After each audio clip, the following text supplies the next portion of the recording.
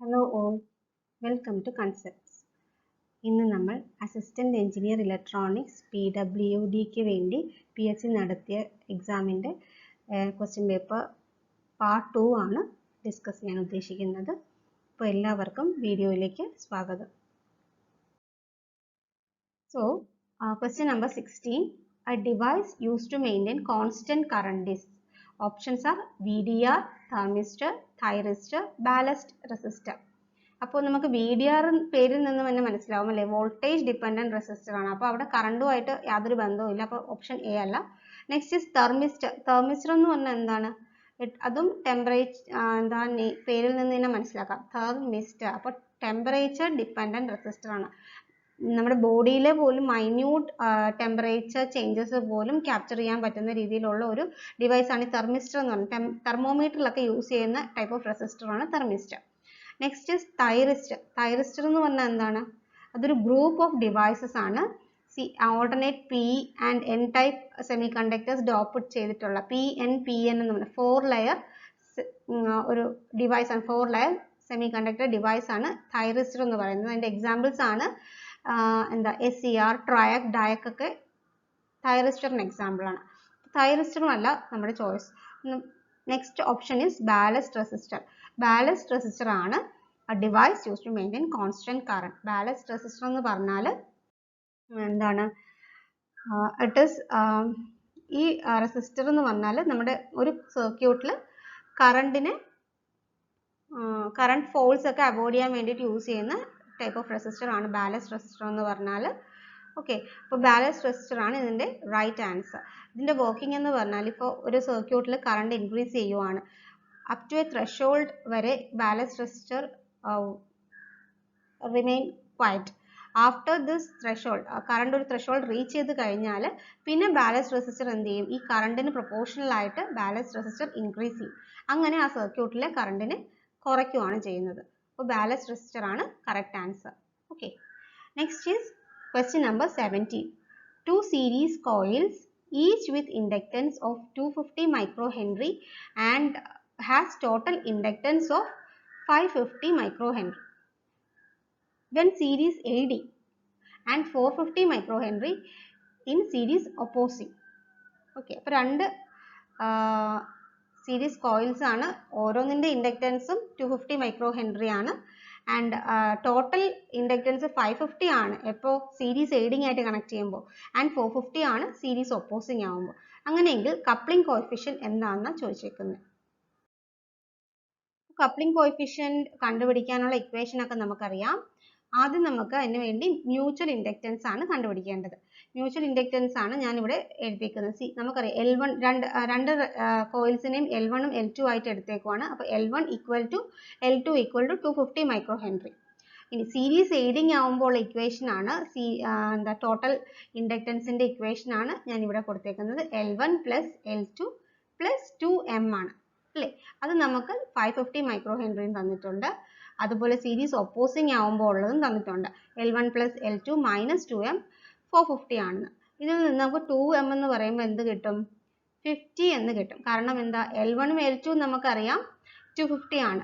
അപ്പോൾ ഫസ്റ്റ് ഇക്വേഷനിൽ കൊടുത്താൽ തന്നെ 250 പ്ലസ് 250 ആകുമ്പോൾ 500 പ്ലസ് 2M ആണ് 550 എന്ന് പറയുന്നത്. അപ്പോൾ 2M എന്ന് പറയുമ്പോൾ 50 ആണ്.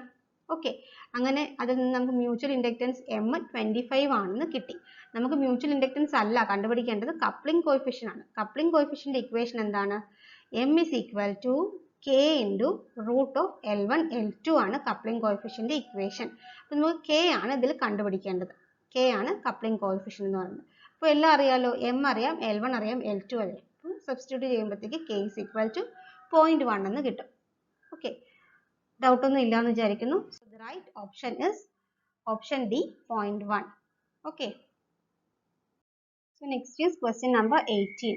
Common base configuration is characterized by choice high current gain, high input resistance, low input resistance, low voltage gain. Right answer is low input resistance. അപ്പോൾ അതൊന്നും എക്സ്പ്ലെയിൻ ചെയ്യേണ്ട ആവശ്യമില്ലല്ലോ. കോമൺ ബേസ് കോൺഫിഗറേഷന് ലോ ഇൻപുട്ട് റെസിസ്റ്റൻസ് ആണ്. Okay, next is question number 19. A JFET has IDSS is equal to 10 milliampere. VP, that is pinch off voltage, is equal to minus 2 volt. GM is equal to 5 milliampere. Transconductance ആണ് 5 milliampere per volt and its VGS ആണ് calculate ചെയ്യാൻ പറഞ്ഞേക്കുന്നത്. Choice തന്നിട്ടുണ്ട്. അപ്പോൾ നമുക്ക് നോക്കാം ഇതെങ്ങനെയാണ് solve ചെയ്യേണ്ടതെന്ന്. സോ ക്വസ്റ്റ്യൻ നമ്പർ 19ന്റെ സൊല്യൂഷൻ ആണ് ഞാനിവിടെ കൊടുത്തേക്കുന്നത്. ഐഡിൻ്റെ ഫോർമുലയാണ് ID equal to drain current ഐഡിയുടെ ഫോർമുലയാണ് IDSS into 1 minus VGS by VP the whole square. Okay, ഇതിൽ ഓരോ ടേമും നിങ്ങൾക്കറിയാം. ID എന്ന് പറഞ്ഞാൽ drain current, IDSS drain current സാച്ചുറേഷനിലുള്ളതാണ്.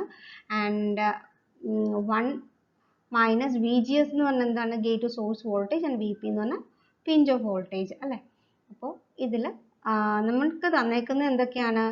നമുക്ക് ഫസ്റ്റ് ഇക്വേഷൻ നമുക്കിത് അപ്ലൈ ചെയ്യാൻ പറ്റില്ല, കാരണം നമുക്ക് ID അറിയില്ല. IDSSും VPയും GMും ആണ് നമുക്ക് തന്നേക്കുന്നത്. അപ്പം നമുക്ക് GM എന്ന് പറഞ്ഞാൽ അറിയാം, GMൻ്റെ ഇക്വേഷൻ നമുക്കറിയാം. ബൈ ഹാർട്ട് ചെയ്ത് വെക്കേണ്ട കാര്യങ്ങളാണ് കേട്ടോ ഈ ഫസ്റ്റ് ഇക്വേഷനും പിന്നെ ഈ GMൻ്റെ ഇക്വേഷനും.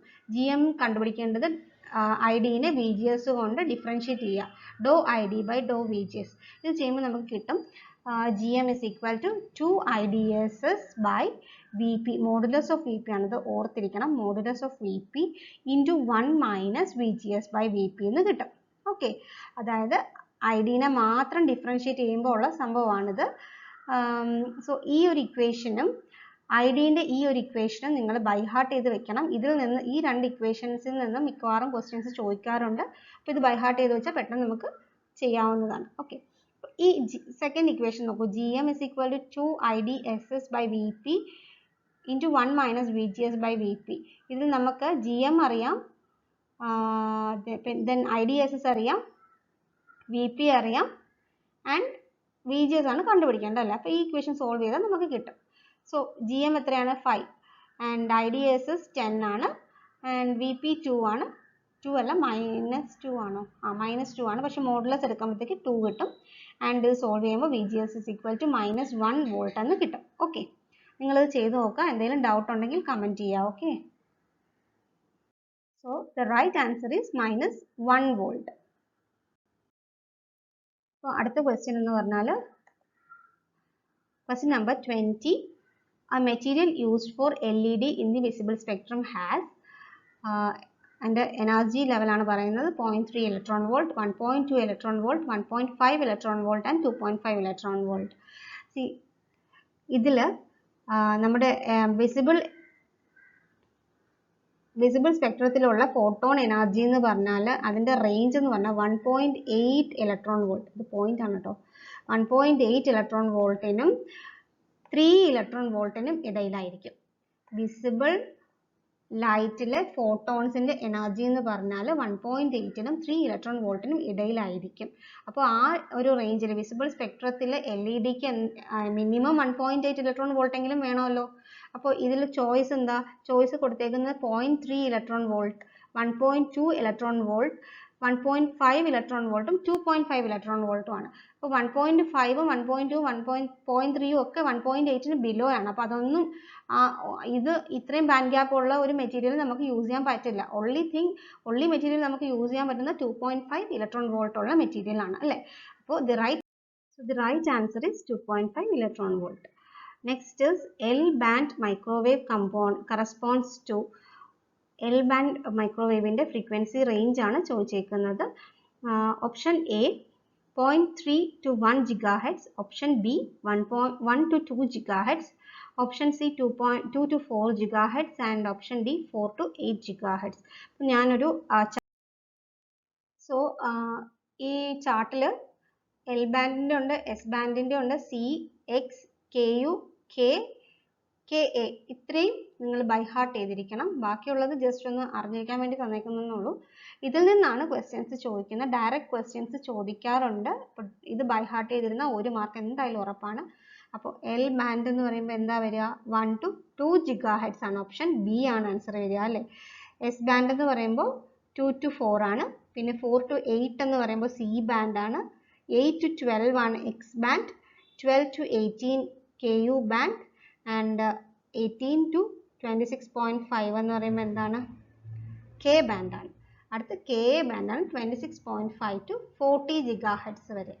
ഓക്കെ, സോ ഇത് K U, K and K ബാൻഡാണ് അവസാനം വരുന്നത്. ഇത് മൂന്നെണ്ണം അല്ല, ഇത് ഇത്രയും കെ ബാൻഡ് വരെയുള്ള എല്ലാം ഒന്ന് ബൈ ഹാർട്ട് ചെയ്ത് വെച്ചേക്കാം. So the right answer is option B 1 to 2 GHz. Okay.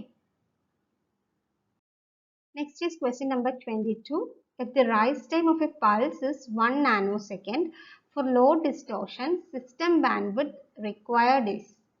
അപ്പോൾ റൈസ് ടൈം തന്നിട്ടുണ്ട്. അങ്ങനെയാണെങ്കിൽ സിസ്റ്റം ബാൻഡ് വിഡ്ത്ത് എത്രയാണെന്നാണ് ചോദിച്ചേക്കുന്നത്. For low distortion choice 350 MHz, 100 MHz, 1000 MHz and 1500 MHz.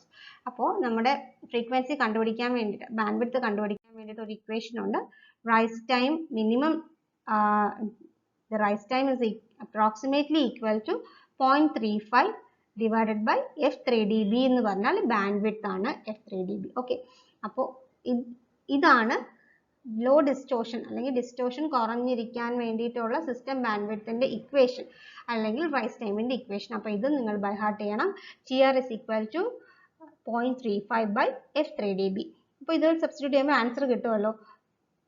Rice time തന്നിട്ടുണ്ട്, f3dB ആണ് നമുക്ക് വേണ്ടത് ബാൻഡ് വിഡ്ത്ത് അല്ലേ. അപ്പോൾ 0.35 ഡിവൈഡഡ് ബൈ എന്താ ചെയ്യേണ്ടത്, 1 നാനോസെക്കൻഡ്. 1 നാനോസെക്കൻഡ് എന്ന് പറയുമ്പോൾ എത്രയാണ്, 1 × 10⁻⁹ ആണ്.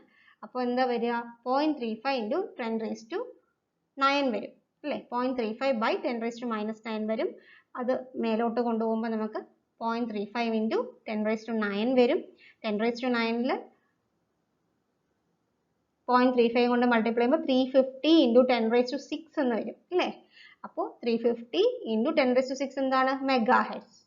അപ്പോൾ ഫസ്റ്റ് ഓപ്ഷൻ എ ആണ് right answer, 350 MHz. Next is question number 23.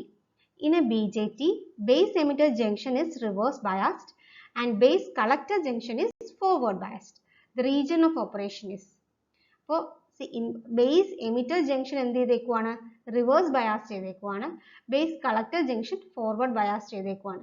Options എന്താണ്, active, saturation, inverted and cut off. So active ആയിരിക്കാൻ നമുക്ക് എന്താ വേണ്ടത്, base emitter junction forward bias ആയിരിക്കണം. ബേസ് കളക്ടർ ജംഗ്ഷൻ റിവേഴ്സ് ബയാസും ആയിരിക്കണം. അപ്പോൾ എന്തായാലും ആക്റ്റീവ് അല്ല ചോയ്സ്. സാച്ചുറേഷൻ ആവാനോ, ബേസ് എമിറ്റർ ജംഗ്ഷനും ബേസ് കളക്ടർ ജംഗ്ഷനും ഫോർവേഡ് ബയാസ് ആയിരിക്കണം. അപ്പോൾ answer is option C, inverted ആണ് അല്ലേ. ഇൻവേർട്ടഡ് എന്ന് പറഞ്ഞാൽ എന്താ, ആക്റ്റീവിന്റെ നേരെ ഓപ്പോസിറ്റ് ആണ് ഇൻവേർട്ടഡ് എന്ന് പറയുന്നത്. അപ്പോൾ base emitter junction reverse biased, base collector junction forward biased ആകുമ്പോൾ the region of operation inverted ആണ്. Okay, so the right answer is option C, inverted. So the next question is question number 24. CMOS devices has special feature of option A, low silicon requirement, option B, high voltage gain, option C, low input impedance and option D, high current gain. So the right choice എന്ന് പറഞ്ഞാൽ option A, low silicon area requirement ആണ്. ഇതിൽ കൂടാതെ സിമോസിൻ്റെ വേറെ രണ്ട് speciality കൂടെ നിങ്ങൾ ഓർത്തിരിക്കണം. ഒന്ന് എന്താണ്, ഹൈ ഇൻപുട്ട് ഇമ്പിഡൻസ് ആണ്. അതുപോലെ വളരെ ഹൈ നോയിസ് ഇമ്മ്യൂണിറ്റിയും കൂടെ ഉണ്ട് സിമോസ് ഡിവൈസസ്. അപ്പോൾ ഈ മൂന്ന് സ്പെഷ്യാലിറ്റിയും ഓർത്തിരിക്കേണ്ട കാര്യമാണ്.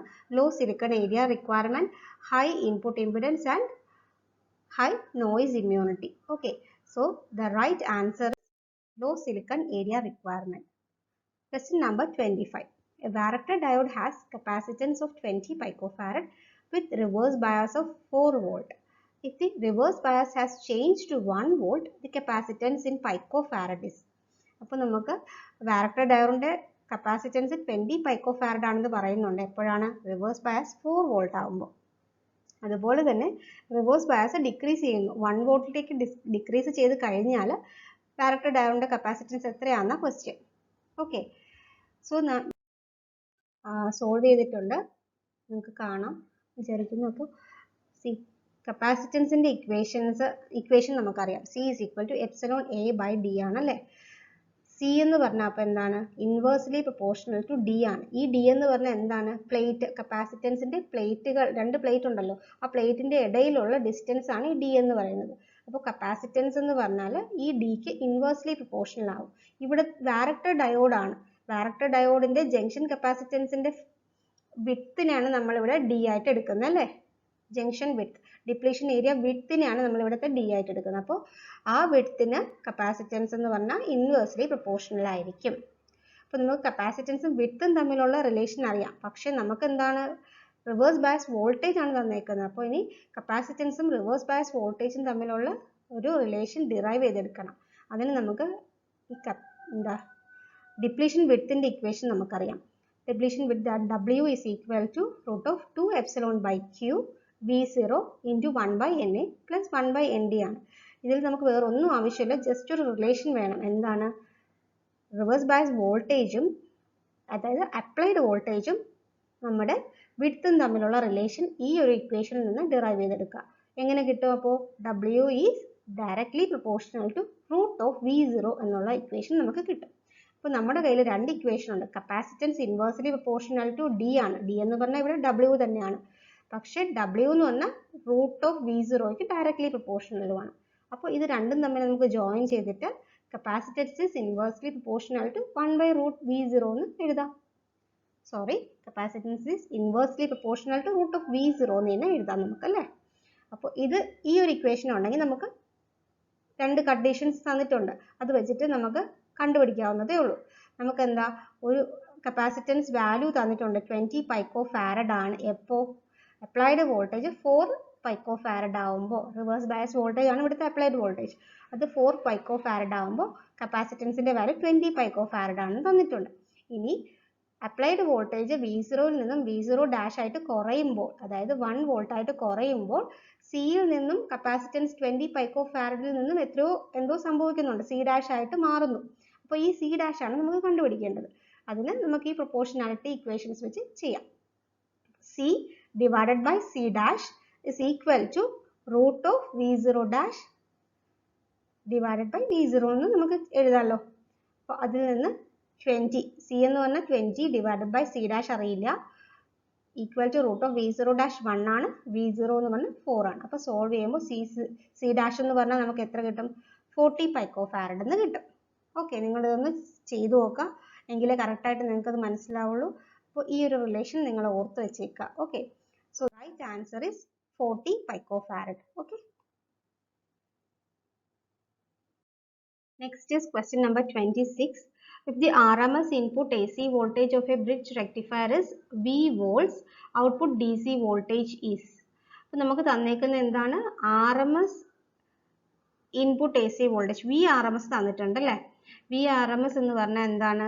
VRMS. ഓക്കെ, ഇതെമ്മാണ്. VRMS എന്ത് തന്നിട്ടുണ്ട്? VRMS എന്ന് പറഞ്ഞാൽ V ആണ് തന്നിട്ടുണ്ട് അല്ലേ? നമുക്കറിയാം ബ്രിഡ്ജ് റെക്ടിഫയറിന്റെ VRMSന്റെ ഫോർമുല എന്താണ്? VM maximum voltage VM by root 2 ആണ് ബ്രിഡ്ജ് റെക്ടിഫയറിന്റെ VRMSന്റെ ഫോർമുല. അപ്പോൾ VM ബൈ റൂട്ട് 2 ആണ് V എന്ന് തന്നിട്ടുണ്ട്. സോ നെക്സ്റ്റ് നമുക്ക് കണ്ടുപിടിക്കേണ്ടത് VDC ആണ്. VDC എന്ന് പറഞ്ഞാൽ എന്താണ്? ബ്രിഡ്ജ് റെക്ടിഫയറിന്റെ VDC എന്ന് പറഞ്ഞാൽ എന്താണ്? 2VM അല്ലെ? 2VM by pi ആണ് VDC എന്ന് പറയുന്നത്. Okay, 2VM by pi. So നമുക്ക് ഈ ഇക്വേഷൻസ് ഒക്കെ അറിയാം. നമുക്ക് only thing എന്ന് പറഞ്ഞാൽ ഇക്വേഷൻ VDC എന്ന് പറഞ്ഞാൽ വിന്റെ ടേംസിൽ വേണം.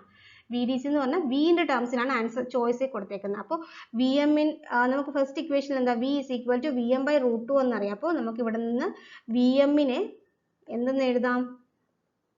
റൂട്ട് 2 V എന്ന് എഴുതിക്കൂടെ? എഴുതാം അല്ലേ? ഫസ്റ്റ് ഈ ഇക്വേഷനിൽ നിന്ന് റൂട്ട് 2 V ആണ് VM എന്ന് നമുക്ക് കിട്ടും. അപ്പോൾ VMനെ ഇവിടെ സബ്സ്റ്റിറ്റ്യൂട്ട് ചെയ്താൽ പോരെ? അപ്പോൾ എന്താണ്? VMന് പകരം റൂട്ട് 2 V കൊടുക്കുക. 2 root 2 V divided by pi ആണ് ആൻസർ വരിക. VDC എന്ന് പറഞ്ഞാൽ കൺഫ്യൂഷൻ ഒന്നും ഇല്ലല്ലോ. ദി റൈറ്റ് ആൻസർ അപ്പോൾ ചോയ്സ് ഡി ആണ്. Okay, 2 root 2 V by pi ആണ് right answer. Next is question number 27. The unit of reluctance is എന്താണെന്ന് ചോദിച്ചേക്കുന്നത്. So the options are ampere per Weber, Weber square per meter square, option C Weber and option D ampere per meter. So reluctance എന്ന് പറഞ്ഞാൽ എന്താണ്? Reluctance എന്ന് പറഞ്ഞാൽ ഇപ്പോൾ നമ്മുടെ electric നെറ്റ്വർക്കിലാണെങ്കിൽ resistance എന്ന് പറയുന്നതിന് തുല്യമാണ് മാഗ്നറ്റിക് നെറ്റ്വർക്കിലെ റിലക്റ്റൻസ് എന്ന് പറയുന്നത്. അതായത് റെസിസ്റ്റൻസിന് ഈക്വൽ ആണ്. റെസിസ്റ്റൻസ് ഇൻ എ മാഗ്നറ്റിക് സർക്യൂട്ടിലാണ് നമ്മൾ റിലക്റ്റൻസ് എന്ന പേര് കൊടുത്തേക്കുന്നത്. അപ്പോൾ റിലക്റ്റൻസ് എന്ന് പറയുമ്പോഴത്തേക്ക് അത് റെസിസ്റ്റൻസ് ആണ്. റിലക്റ്റൻസിന്റെ ഫോർമുല എന്ന് പറഞ്ഞാൽ എന്താണ്? Magnetic motive force MMF divided by flux ആണ്. ഓക്കെ, ശരിക്കും ഇതിൽ നമ്മുടെ ഈ ചോയ്സ് തന്നേക്കുന്നതിൽ റിലക്റ്റൻസിന്റെ യൂണിറ്റ് ഇല്ല. റിലക്റ്റൻസിന്റെ യൂണിറ്റ് MMF ബൈ ഫ്ലക്സ് എന്ന് പറയുമ്പോൾ MMFന്റെ യൂണിറ്റ് ആംബിയർ ടേൺസും ഫ്ലക്സിന്റെ യൂണിറ്റ് വെബറുമാണ്. റൈറ്റ് ആൻസർ എന്താ വരിക? റൈറ്റ് ആൻസർ എന്ന് പറഞ്ഞാൽ ആംബിയർ ടേൺസ് പെർ വെബർ ആണ് റൈറ്റ് ആൻസർ. സോ PSC തന്നേക്കുന്ന ചോയ്സിൽ ആംബിയർ പെർ മീറ്റർ ആണ് കിടക്കുന്നത്, പക്ഷെ അതല്ല ചോയ്സ്, അതല്ല right answer. Right answer ampere turns per weber ആണ്. നിങ്ങൾക്ക് മനസ്സിലായെന്ന് വിചാരിക്കുന്നു. അല്ലെങ്കിൽ റിലക്റ്റൻസ് എന്ന് പറഞ്ഞാൽ റെസിസ്റ്റൻസ്, റിലക്റ്റൻസിന്റെ ഇക്വേഷൻ നമുക്ക് ശരിക്കും R അല്ല S ആണ് റിലക്റ്റൻസിന് വേണ്ടി യൂസ് ചെയ്യുന്ന ലെറ്റർ. ഓക്കെ, S എന്ന് പറഞ്ഞാൽ MMF ഡിവൈഡഡ് ബൈ ഫ്ലക്സ്. ഇതാണ് ഇതിന്റെ ഫോർമുല. നമുക്കറിയാലോ, ഇലക്ട്രിക്കൽ നെറ്റ്വർക്ക് വെച്ച് കമ്പയർ ചെയ്ത് പഠിച്ചാൽ മാത്രം മതി. ഇലക്ട്രിക്കൽ നെറ്റ്വർക്കിൽ R എന്ന് പറഞ്ഞാൽ എന്താണ്? വോൾട്ടേജ് ഡിവൈഡ് ബൈ കറണ്ട് ആണ് അല്ലേ? അപ്പോൾ വോൾട്ടേജിന്റെ ഇക്വലന്റ് ആണ് മാഗ്നറ്റിക് മോട്ടീവ് ഫോഴ്സ് MMF എന്ന് പറയുന്നത്, ആൻഡ് കറണ്ടിന് പകരം ഉള്ളതാണ് ഫൈ എന്ന് പറയുന്നത്. ഓക്കെ, അപ്പോൾ MMF ബൈ ഫൈ, MMFന്റെ യൂണിറ്റ് എന്ന് പറഞ്ഞാൽ ആംപിയർ ടേൺസ് ആണ്, ആൻഡ് ഫൈയുടെ യൂണിറ്റ് എന്ന് പറഞ്ഞാൽ വെബർ ആണ്. ആംപിയർ ടേൺസ് പെർ വെബർ ആണ് ആൻസർ ആയിട്ട് വരിക. ഓക്കെ, സോ അടുത്ത ക്വസ്റ്റ്യനിലേക്ക് പോകുന്നതിന് മുന്നേ മാഗ്നറ്റിക് സർക്യൂട്ട്സിന്റെ ലിങ്ക് ഞാൻ മുകളിൽ കൊടുത്തിട്ടുണ്ട്. ഇതിൽ ഡീറ്റെയിൽഡ് ആയിട്ടുള്ള വീഡിയോസ് ഉണ്ട്. എല്ലാ ടേംസും, റിലക്റ്റൻസും മാഗ്നറ്റിക് മോട്ടീവ് ഫോഴ്സും മാഗ്നറ്റിക് റിലേറ്റഡ് എല്ലാ ടേംസും ഞാൻ എക്സ്പ്ലെയിൻ ചെയ്യുന്നുണ്ട്. അപ്പോൾ അത് നിങ്ങളൊന്ന് റെഫർ ചെയ്താൽ മതി. Okay, so next is question number 28.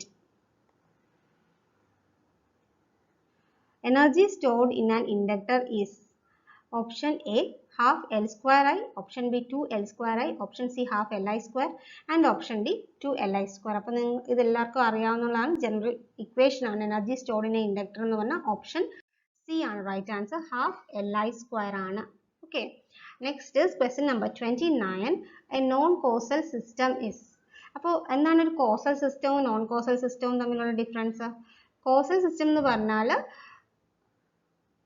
a system in which the output depends only on the present and past input. പ്രസന്റിനെയും പാസ്റ്റിനെയും മാത്രം, പാസ്റ്റ് ഇൻപുട്സിനെയും മാത്രം ഡിപ്പെൻഡ് ചെയ്യുന്ന സിസ്റ്റത്തിനാണ് കോസൽ എന്ന് പറയുന്നത്. അപ്പോൾ നോൺ കോസൽ എന്ന് പറയുമ്പോൾ എന്താണ്? It is opposite to the causal system അല്ലേ? നോൺ കോസൽ സിസ്റ്റത്തിൽ ഫ്യൂച്ചർ ഇൻപുട്സിനെയും ഡിപ്പെൻഡ് ചെയ്യാം, അതായത് ഔട്ട്പുട്ട് ഫ്യൂച്ചർ ഇൻപുട്സിനെയും ഡിപ്പെൻഡ് ചെയ്യാം. അങ്ങനെയുള്ള ഒരു സിസ്റ്റമാണ് നോൺ കോസൽ സിസ്റ്റം എന്ന് പറയുന്നത്. സി ഓപ്ഷൻ എ നോക്കാം. ഇവിടുത്തെ y of t എന്ന് പറഞ്ഞ ഔട്ട്പുട്ട് ആണ്. y of t is equal to 0.2 into x of t minus x of t minus 1. അപ്പോൾ x of t എന്ന് പറഞ്ഞാൽ y of t ആണ് ഔട്ട്പുട്ട്. അപ്പോൾ x of t എന്ന് പറഞ്ഞാൽ പ്രസന്റ് സിറ്റുവേഷൻ ആണ് അല്ലെ? x of t minus 1 എന്ന് പറഞ്ഞാൽ എന്താണ്? പാസ്റ്റ് ഇൻപുട്ട് ആണ്. അപ്പോൾ ഇതൊരു കോസൽ സിസ്റ്റം ആണ്. പ്രസന്റും പാസ്റ്റും മാത്രമല്ലേ ഉള്ളൂ. The output depends only on present and past inputs അല്ലേ? അപ്പോൾ അത് കോസൽ സിസ്റ്റം ആണ്. Next is option B, y of t is equal to e raised to minus at into u of t. u of t എന്ന് പറയുമ്പോൾ നമുക്കറിയാം unit step response ആണ്. അത് ഒരു കോസൽ സിസ്റ്റം തന്നെയാണ്. മീൻസ് പ്രസന്റ് ഇൻപുട്സിനെ മാത്രമേ depend ചെയ്യുന്നുള്ളൂ. e raised to minus at into u of t എന്ന് പറഞ്ഞാൽ എങ്ങനെ വരിക? അത് കോസൽ സിസ്റ്റം തന്നെയായിരിക്കും. ഇറ്റ് ഡസൻറ്റ് ഡിപ്പെൻഡ്, അവിടെ ഒരു ഫ്യൂച്ചർ ഇൻപുട്ട് ഒന്നും അവിടെ വരുന്നില്ല അല്ലെ? only present ഇൻപുട്ടിനെ മാത്രമേ ഡിപ്പെൻഡ് ചെയ്യുന്നുള്ളൂ. Next y of t is equal to x of 2t. x of 2t എന്ന് പറയുമ്പോൾ y of ഓരോ വാല്യൂ ആയിട്ട് നമുക്ക് കൊടുക്കാം. y of 1 കൊടുത്തു നോക്കൂ. y of 1 ആകുമ്പോൾ x of 2 into 1 x of 2 വരും.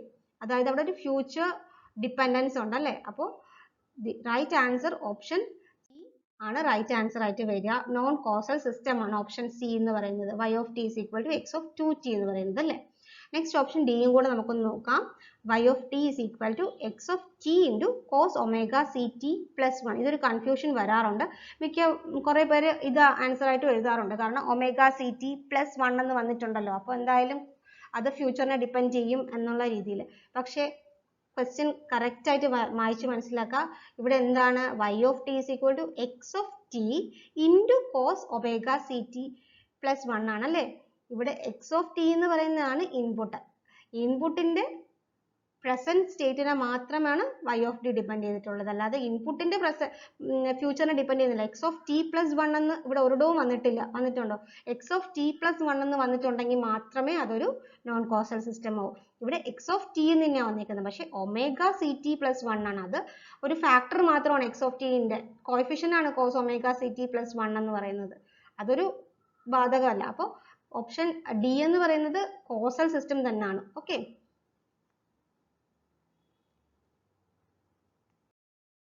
So question number 30. In an RC circuit, if step input is applied, current through the circuit is of the form. അപ്പോൾ step input ആണ് apply ചെയ്തേക്കുന്നത് അല്ലെ. Step input എന്ന് പറഞ്ഞാൽ ഇങ്ങനെ ഒരു ഇൻപുട്ടാണ് അപ്ലൈ ചെയ്തേക്കുന്നത്. ഇത് സ്ലാൻഡിങ് ആയി പോയി. അപ്പോൾ ഞാൻ വരച്ചതിന് കുഴപ്പമാണ് കേട്ടോ. അപ്പോൾ സ്റ്റെപ്പ് ഇൻപുട്ട് ഒരു RC സർക്യൂട്ടിന് അക്രോസ് ആയിട്ട് നമ്മൾ അപ്ലൈ ചെയ്യുമ്പോൾ എന്താണ് അതിൻ്റെ കറണ്ടിൻ്റെ റെസ്പോൺസ് എന്നാണ് ചോദിച്ചേക്കുന്നത്. അപ്പോൾ ഇത് നമ്മൾ അനാലിസിസ് ഒക്കെ പഠിച്ചിട്ടുള്ളതാണ് ബിടെക് ലെവലിൽ. സോ RC സ്റ്റെപ്പ് റെസ്പോൺസ് എന്നാണ് നമ്മൾ ഇതിന് പറയുന്നത്. നമുക്കറിയാം കറണ്ടിൻ്റെ സ്റ്റെപ്പ് റെസ്പോൺസ് എന്ന് പറയുമ്പോൾ എങ്ങനെ വരും? നാച്ചുറൽ റെസ്പോൺസും ഫോഴ്സ് റെസ്പോൺസും ഒക്കെ എടുത്ത് ആഡ് ചെയ്യുന്നതാണ്. അപ്പോൾ അത് ഡീറ്റെയിൽ ആയിട്ടൊന്നും ഇവിടെ അറിഞ്ഞിരിക്കേണ്ട ആവശ്യമില്ല. ശരിക്കും റൈറ്റ് ആൻസർ നമുക്കതും ചോയ്സ് നോക്കാം. ചോയ്സ് എന്താ പറഞ്ഞേക്കുന്നത്? Option A I current into I into 1 minus e raised to minus t by RC ആണ്. ഓപ്ഷൻ ബി എന്ന് പറഞ്ഞാൽ I into e raised to minus t by RC ആണ്. Option C e raised to t by RC. Option D I into 1 plus e raised to minus t by RC. അപ്പോൾ നമുക്ക് option ഇപ്പോൾ ഒരു ചെറിയ confusion ചിലപ്പോൾ questions choice കാണുമ്പോൾ നിങ്ങൾക്ക് വന്നേക്കാം. എന്നാലും നമുക്ക് ചോയ്സ് ഒന്ന് നോക്കിയാൽ കറക്റ്റ് ആയിട്ട് ഇതിന്ന് പിക്ക് ചെയ്യാൻ പറ്റും.